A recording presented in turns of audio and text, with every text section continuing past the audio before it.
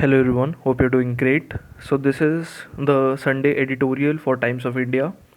This editorial is dated November 7th, 2021. All the best, everyone, and let's start reading. This is going to be the audio version of that editorial. The first article is Right Climate for Indian Investment in Green Tech. This is written by Swaminathan Iyer. As a young journalist, I learned not to take 5-year plans seriously. Fancy plan targets were routinely missed but shrugged off since they carried no penalties. Are climate targets being discussed at COP26 Climate Summit any different? If 5-year targets cannot be taken seriously, why believe targets 30 to 50 years away? I think climate challenges will be met, but not because of summits and global idealism. It will happen because enormous sums are being poured into green innovation by profit driven corporations, incentivized by modest government subsidies and mandates. Forget lectures on making enormous sacrifices to meet climate targets. Voters dislike sacrifices. The 1997 Kyoto Protocol on Climate failed to meet its targets. The next 2009 Copenhagen Summit flopped too. The 2015 Paris Summit abandoned enforceable goals, letting countries make unilateral, unenforceable pledges.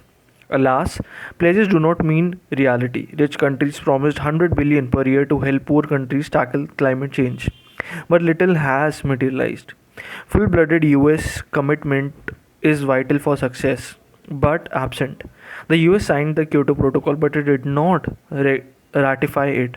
The US backed the Paris Agreement but dumped when Trump became president. Biden has reinstated it. But clearly, no US president can bind future presidents, so a 30-year of targets are fluff. All global pledges are non futile. A few, like the Montreal Protocol on ozone, can succeed. Others can produce partial gains, but climate pledges will never get priority over local politics. French President Macron imposed modest fuel taxes to curb emissions but rolled them back after angry demonstrations from rural folk. Voters want green benefits without bearing high costs. Does that make success impossible? No. Harnessing human ingenuity can yield marvelous results. When COVID struck, gloomy experts said no new vaccines have ever been made under 5 years. Yet, in less than a year, companies across the world produced vaccines, and billions have been inoculated. Success came not from noble idealism, but from governments incentivizing drug companies, which hoped for gargantuan profits from a huge global market. Expect something similar: modest incentives followed by a profit-seeking innovation. Profit-seeking innovation in climate issues. When the Copenhagen summit failed in 2009, nobody dreamed that in a decade solar and wind power would become cheaper than coal-based power. Germany subsidized solar energy, hoping to incentivize German firms.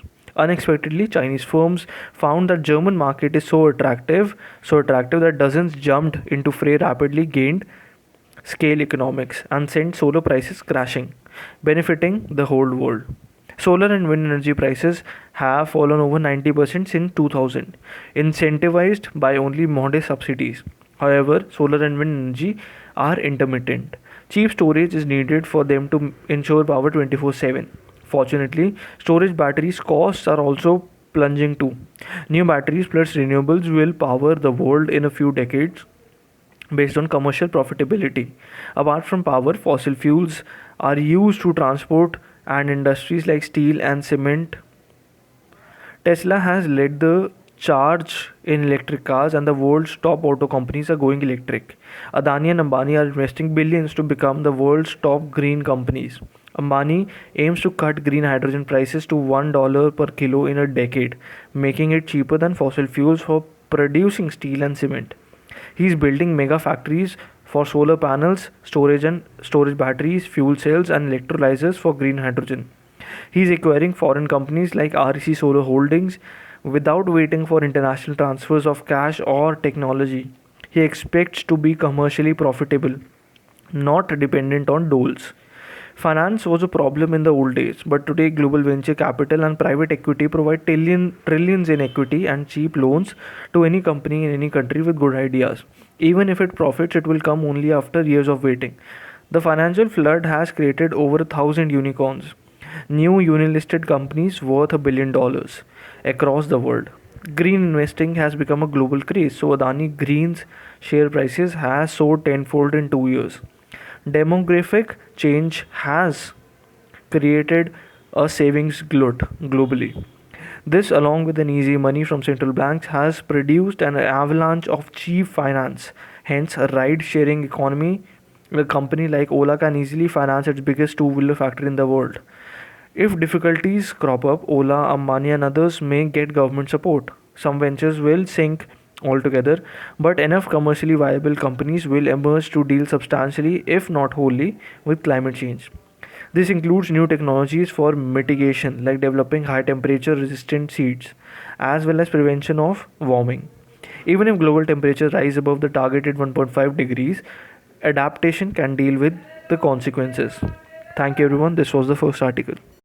The second article is written by Chetan Bhagat. The article title is Hate Smug Liberals but Don't Hate Secularism Just Because They Like It. Here goes the article. If there is one truth about Indian history, it is that whenever Indians are divided, we often lose. In the 1700s, a private British company was able to rule over us as they found us easy to divide. Our various princely kingdoms, languages, religions, and cultures meant it was easy to pit one against other and colonize the subcontinent. Hence, India divided is equals to India suffers. Hundreds of years later, we get independence. It took a lot of sacrifice, patience, and bravery to get it done. It also took something else, unity. All Indians united to take on the British and finally secured freedom. Hence, India united is equals to India celebrated. However, right before independence, some people in powerful positions felt partition was a great idea. We split the country into two, and the original Pakistan was strangely made up of two land masses, West Pakistan and East Pakistan, now Bangladesh. This odd division must have made sense to many people then. They must have argued about the need to safeguard Muslim interests and were probably well intentioned and genuinely concerned. However, the partition turned out to be a major disaster. Millions died, causing enormous pain right at the time of independence. Hence, India divided is equals to India suffered. Imagine the powerhouse India would have been if we would never had the partition. Imagine the trillions of dollars of defense budget saved, spent between India, Pakistan, and Bangladesh, largely to guard each against each other. Imagine there were no wars we have had with each other. Again, India divided is equals to India suffered. Multiple times since independence, we have had riots causing enormous suffering. They almost always occur between people are divided. Occur because people are divided.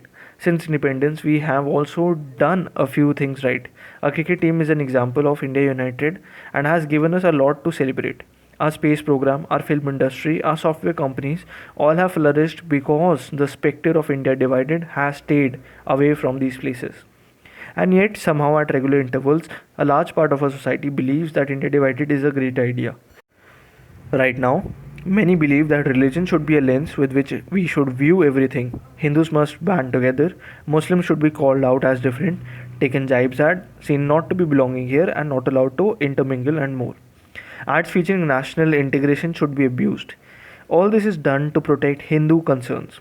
Just like the past, the people propagating this may well be well intentioned and have genuine conviction that this is the way India should be. However, just like the past, this is only going to create India divided, and whenever India is divided, India suffers. Curiously, the word secular has become a bad word, as if telling citizens of one nation to remain one is a terrible idea. There are reasons for why this word is condemned now. The word secular was used as an euphemism for appeasement politics in the past. Notably, the word also popular amongst the erstwhile liberal elite, the ones who are often labeled as the Lutyens Delhi, even though they can't afford homes there, crowd. The new India hates these we know better liberal elites, and hence anything and everything uttered by them. I have no love for these liberal elites either, and in my writing career, they have spent decades trying to label me inferior and bring me down. They are indeed, to use these kinds of words they like to use, despicable and abominable. Yet just because they may not be very good people doesn't mean that everything they believed in was terrible. That we hate secularism because the liberal elites just liked it, or that we stand for a divided India just to spite the smug liberals. That's stupid, dumb, and self destructive. What if these elite liberals said diet and fitness is important? Just go annoy them, you will stop exercising and eat samosas all day. A united India is not negotiable, non negotiable, under any government, any party, any regime.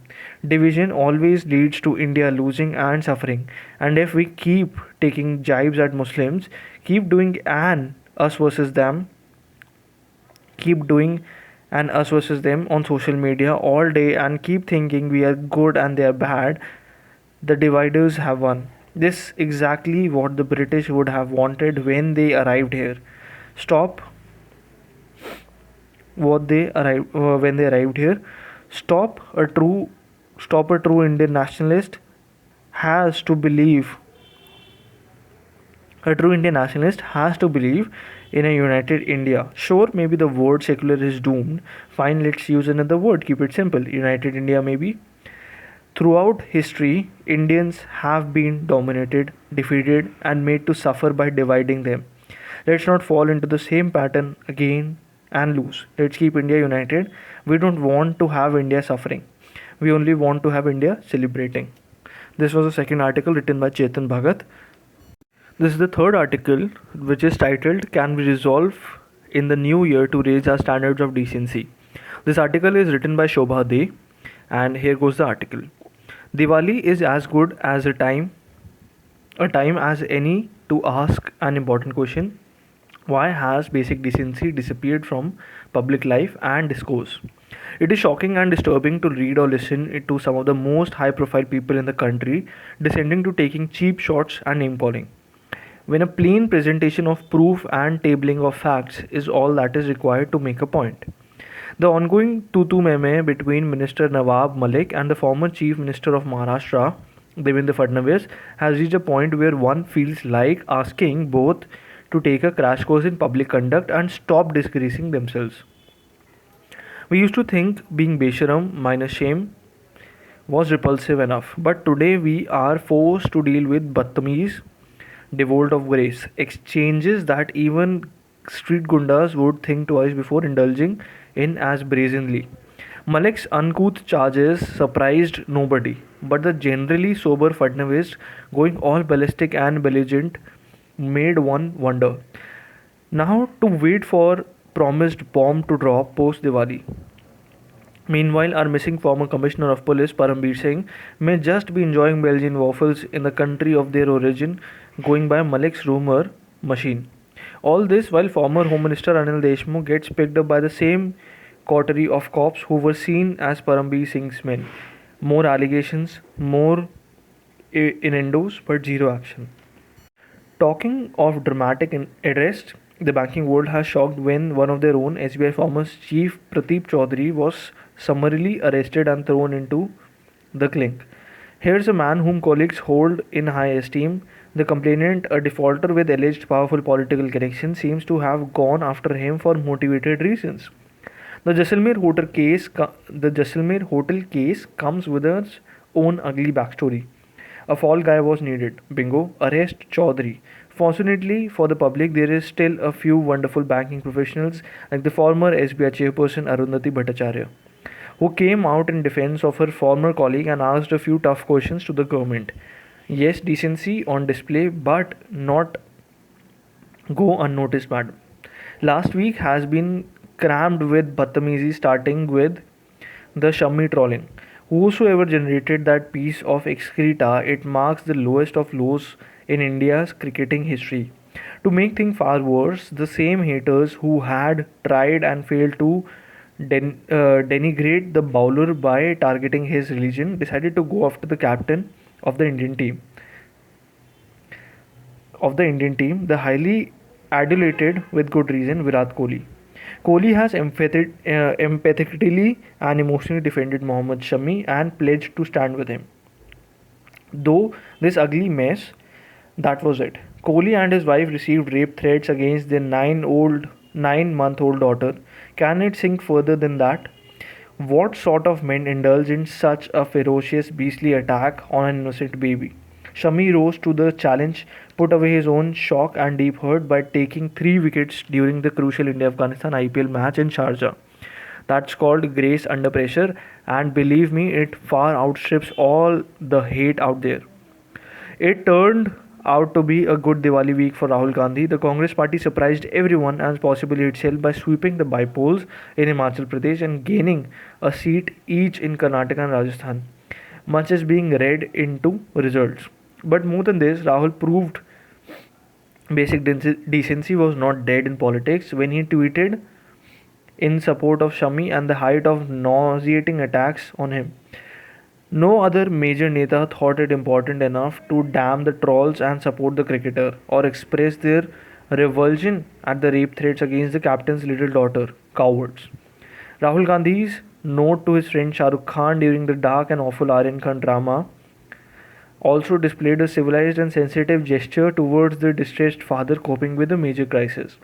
Significantly, no other politician of note came forward with even a line of support for the megastar.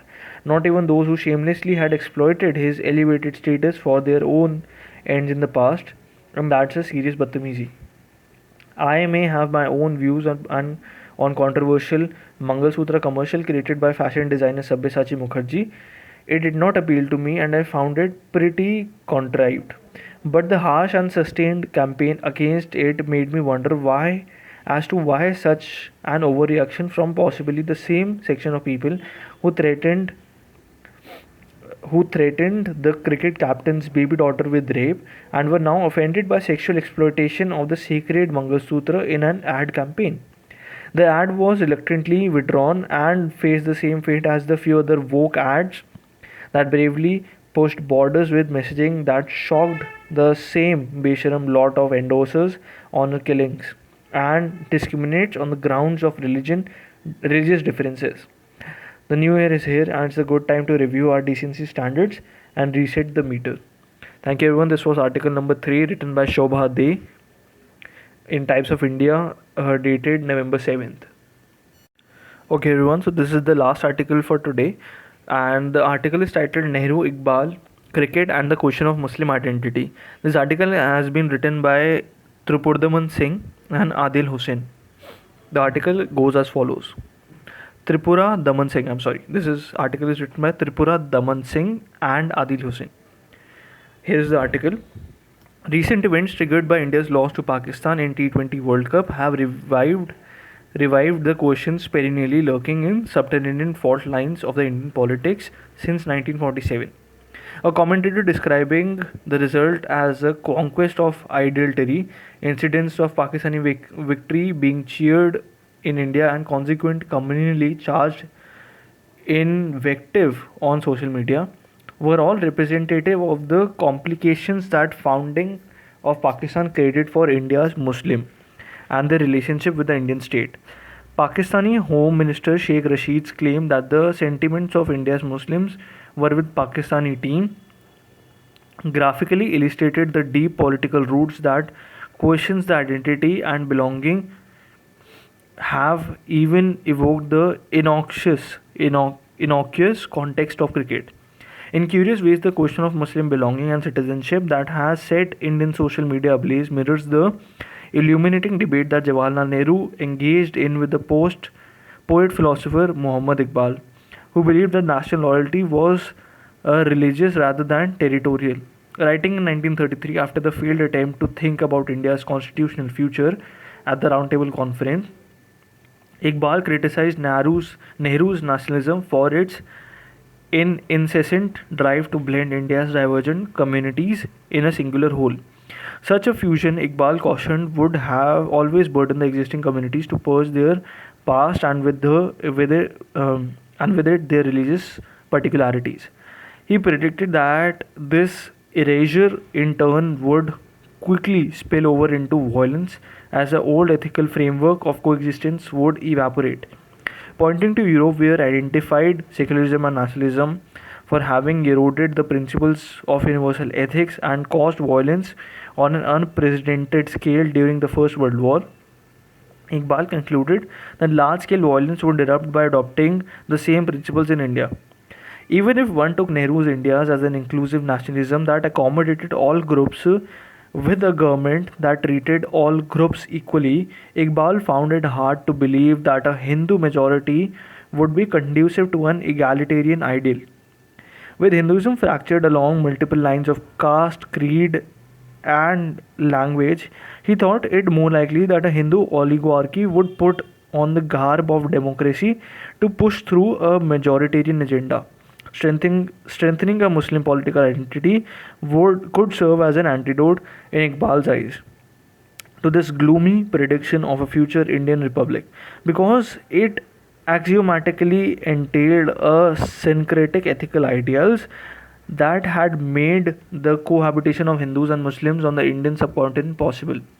For Iqbal, the attempt to overcome religion through secularism or socialism would necessarily splinter the subcontinent along religious lines and trigger a civil war.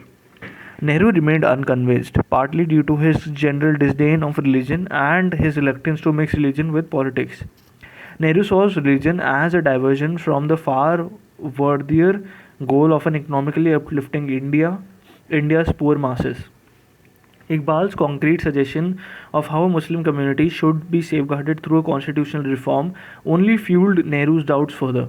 Iqbal had proposed that the colonial government should constitutionally exclude the Ahmadiyya, a tiny Muslim reformist movement, as he saw them violating the integrity of Islam through their theological beliefs. For Nehru, following this debate from Almora jail, inviting the colonial government to step into the terrain of religion to define who was or not a Muslim appeared like a path for religious conservatism to employ constitutional means to shield itself from critique and reform. Nehru worried that if Iqbal's proposals of constitutional exclusion of this Muslim sect was implemented, then the demands of Orthodox Hindus to shield Hinduism from much needed social reform efforts would be next on the agenda.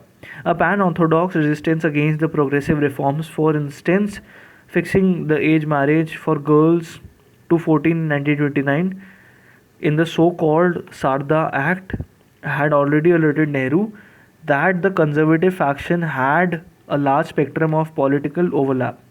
Both Nehru and Iqbal were partly right in their prediction of India's futures. Nehru foresaw that following Iqbal's suggestions for constitutional transformation to preserve religious doctrines would kickstart a cycle of hearsay hunts, excommunication, and punishment for apostasy and general suppression. On the other hand, Iqbal may have raised a valid point that a secular, secular nationalism of Nehruvian variety would ultimately fail to satisfy India's minorities or indeed its other communities either. Instead, it would lead to continuous bouts of violence and eventually, for better or worse, to separation. Yet, it is also clear that despite partition, a consensus, let alone a resolution, of the debate that Nehru and Iqbal kicked off continues to elude India. Neither has overt secularism blended India's communities into a singular whole, purged of their past, nor has the state's intervention to define religious minorities and carve out distinct religious cultural rights and legal regimes resurrected old ethical frameworks of coexistence. There is hearsay hunting as well as religious splintering. As recent events demonstrate, the debate is wide open again, and newer and better answers are urgently needed. This article was written by Tripura Daman Singh and Adil Hussain in the Times of India dated 7th November 2021. Thank you everyone for reading the article and staying here till this time. All the best for your exams.